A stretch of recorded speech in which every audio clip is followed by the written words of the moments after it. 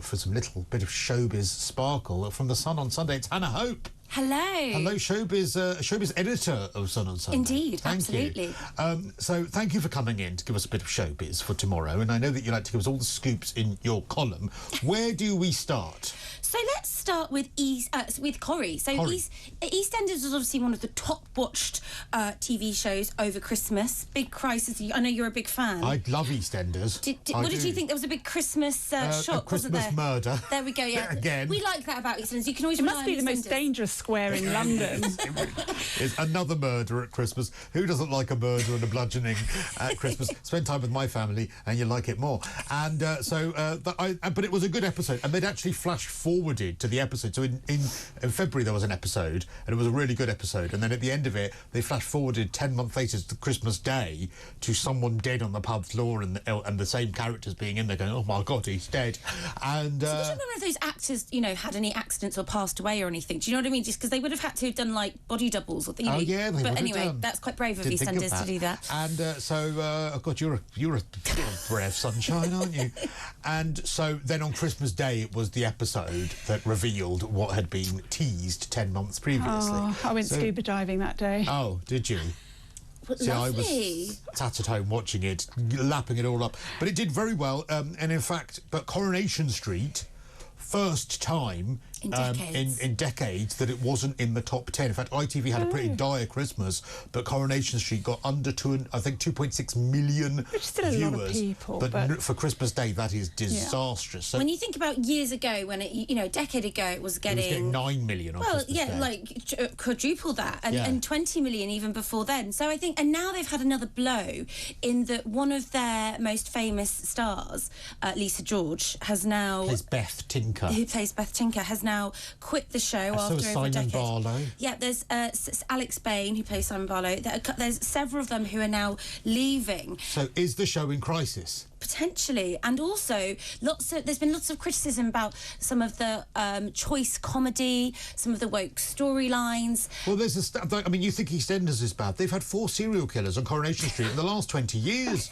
Like serial killers. There was a siege a couple of weeks ago. There was like a far right extremist storyline. There was Has there been a plane death. crash? That was Emmerdale Farm. That was That's a good Emmerdale. idea, though. Actually, Renee, we should. I mean, a plane crash. That no one's done that. Yeah, Emmerdale did that a few years ago because they got in lots of because it used to be called Beckendale, right? And then it was Emmerdale Farm, and then they changed the name of the village to Emmerdale after the plane crash. But of course, that was just they did it about 5 years after Lockerbie, and so there was a huge furore about it, saying you're doing exactly the same thing to have like this. Or maybe it could be like the Hudson River one, where they managed to land the plane on a lake somewhere. Well, do it in the Thames at the beginning of EastEnders. Exactly. They could do it on the Thames. That could work.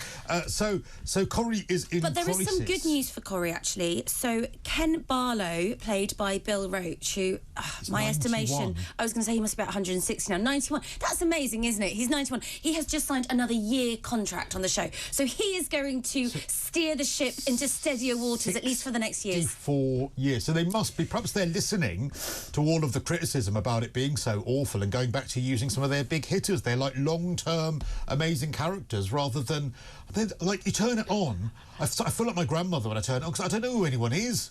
Right, exactly, and they changed the characters and it's 6 too quickly. times a week. Yeah, it's too often, isn't it? So you kind of think maybe that's the problem. Yeah, they need to slow it down, and they need to do you know, have deeper storylines. I caught some classic Corrie the other day. How did you catch some classic Corrie? It's on ITV3. Oh, right, okay. And actually, this was a few months ago, and there was a real difference because the cliffhanger on the main Corrie was the serial killer who was trying to bury another body. The cliffhanger on the classic Corrie was Percy Sugden had bought some potatoes and he was putting them in the kitchen. And you know, the classic Corrie was better. I was like, this is like proper drama with amazing cast members, real life. You know, and that was the cliffhanger. I just put these potatoes in the kitchen, and he went out there. And Pat Phelan was the cliffhanger I saw a few months ago, where he just like buried another body. And it's like that is such a difference. Well, that would be interesting. Sorry, just to say, imagine if the original Corrie was getting more viewers on ITV3 than the new Corrie, because it was more classic. If we have to go forward into 2024, Corrie, will it survive? I think it will survive, but I do think that unless they make some changes, they are going to keep hemorrhaging viewers. And as we know, less people are watching live TV now. So to maintain their viewers and to get more people to watch it regularly. I think they're just going to have to do less panicked storylines and family, and focus. make it about family, which is what EastEnders have done, actually. Totally, and you know, and also they've got a murder, but they've built up to it for months and months and months. Whereas in Corrie, I mean, you can be murdered, like walk into the corner shop. You know, it's every 5 minutes there's someone murdered. So yeah, I definitely think it's in trouble. Definitely in trouble. Now, what about EastEnders? You've got a scoop about EastEnders tomorrow. Potentially, but I'm not saying any more. But EastEnders is it did very well at Christmas, and I think they've actually had a really good 2023. They've won several best soap awards, NTAs, and I think that. And you mentioned family, so family. So the showrunner has actually said he wants to focus back on family, which is what all these soaps are about, aren't they? They're about local families, the local area, everyday life. Yeah. And I think that that's what EastEnders is doing right. Yes. So there will be more. An affair that's exposed, or someone having a dilemma over, their new baby, something like that. That is actually what people get gripped about. They don't get gripped by a murder every 5 minutes. Because they can relate to it. Yes. And we also know that Jacqueline Joss is coming back. That was an exclusive I broke last year. You know, there we go. Even Renee knows who she is, so that's good news. So she's coming back in 2024, so that's going to be good. Absolutely rubbish, but... Do you? Yeah. Oh, no. Why do you think that?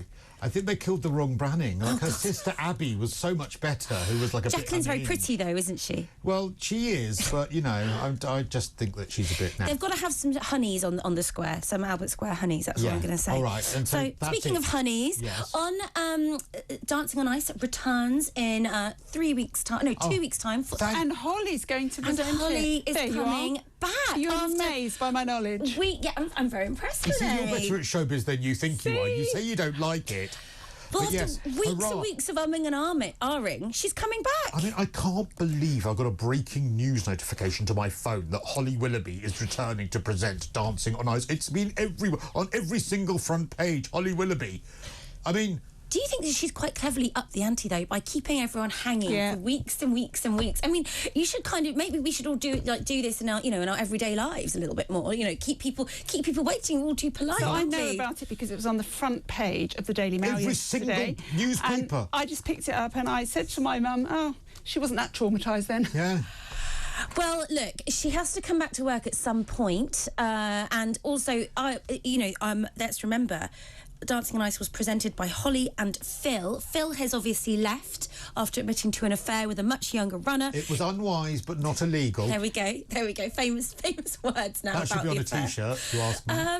And it needs Holly, I think, to kind of bring that gravitas. I think if they had two new presenters, Stephen Mulhern is going to be stepping in for Phil. When Holly Willoughby is the answer, what is the question?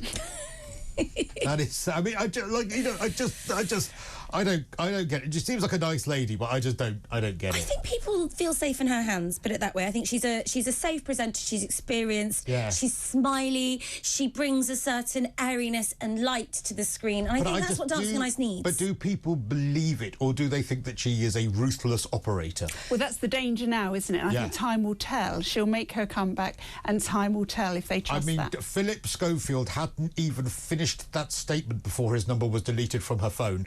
After she had made a great big deal of saying, "I'll always be here from you," when he came out. Well, I think there's less room for error on a 2-hour weekly show as opposed to a 3-hour, 5 days a week show. And I think we can just remember everything good about Holly. She's going to be wearing some fabulous sparkly outfits. I love fashion, so I always quite enjoy seeing what she's wearing. And you need that in January, because January is so depressing, isn't it? Everyone's broke, not everyone, but I certainly have put on a few pounds over Christmas. So you kind of want something light and airy and positive. Oh, Cristo is frowning. I'm Team Strictly. Oh, right, fair enough. But again, Team Strictly, the benefit of that is lovely, sparkly clothes. There we go, absolutely. Yeah. And by the way, just before we go, I just want to know, are you okay? Are you okay? There we go. That's what she did, didn't she? That's what Holly famously did after she'd taken a few weeks off. She gave a statement where she didn't actually say anything other than, are you okay? Are we all okay? I thought you were talking to the mirror again. Yeah. What do you think about asking people questions, though, like the viewers, where they can't actually answer? It's an interesting... See, at least we allow people to answer when we ask them questions. Absolutely, yeah. All right, so Dancing on Ice returns. That's such a thrill. can't wait. Stephen Mulhern and Holly Willoughby. God, see life some really is bad. I mean, even now I feel like you now. All right. Anything else for tomorrow? I was just going to say that there's some interesting celebrities in the Queen's Honours list. Yes. Sorry, the King's Honours list, not the Queen's Honours list. Well, the Queen as well, because it's the King and Queen. Of course. So we've got Leona Lewis, who has been awarded an OBE, not only for her singing. I mean, she hasn't had a top 10 hit in a while. I was going to say, whatever happened to Leona Lewis? I know, but she's been campaigning tirelessly for animal charities. Oh, so good for her. Nice. And Game of Thrones star Emilia Clarke has been awarded an MBE, not only for her acting, but she had a brain bleed a few years ago, and she has also set up a charity for that. So I think that's quite good. And also Michael Eavis, who set up Glastonbury, he's in his 90s, has also been awarded. I think that's ridiculous. Oh, do you? Why do you think that's ridiculous, Renee? He's being awarded something for running a festival from which he's made lots of money. Well, he actually does try to make it a festival. To entertainment. Yeah, absolutely. He makes it a festival that is affordable to lots of people, and he tries to make it. And he does lots for charity and environment. You know, it's more. I think a lot of people would argue it's quite a cultural movement. You are talking to the woman who going to Glastonbury would be my worst nightmare. Have you ever been to any festival, No. Renee?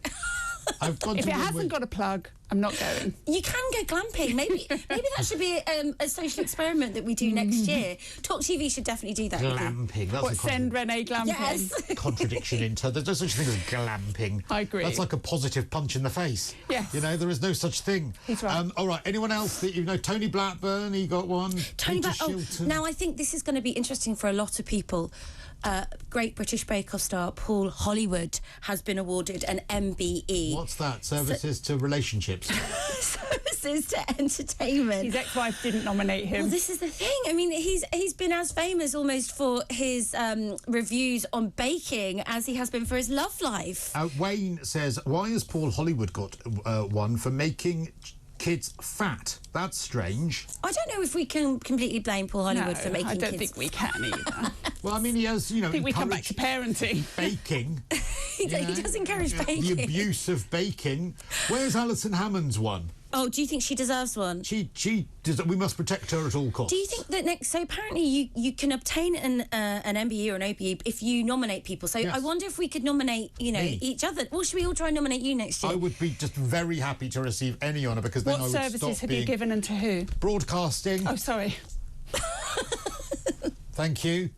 Services to broadcasting. I've got rescue dogs, animals. There we go. But I was going to say, Renee, you know people who've received these sorts of honours. And am I right in thinking that you receive a letter in advance? Do, so that you have time to say yes or no. So you actually have to reply? Sometimes you can turn it down. Yes. Really? People have turned it down. Because who was it, Benjamin Zephyriah, who just recently died, actually? I think he turned his down, didn't he? Why would you turn it down if you just don't agree with the royal family? So he criticised the British royal family, so he said he couldn't. It would be hypocritical for him to accept it. That's quite cool that then they still offer these honours to people who criticise them, though. Yeah, but I just want to know if anyone from the royal family, Buckingham Palace press office are watching. I would not turn it down. I would be there like the proverbial rat. Like me and an offer to go on Strictly. I wouldn't turn that down either. I would do anything to get one, please. Any kind of honour, even if you want me to turn up and clean the palace, I'd probably do that.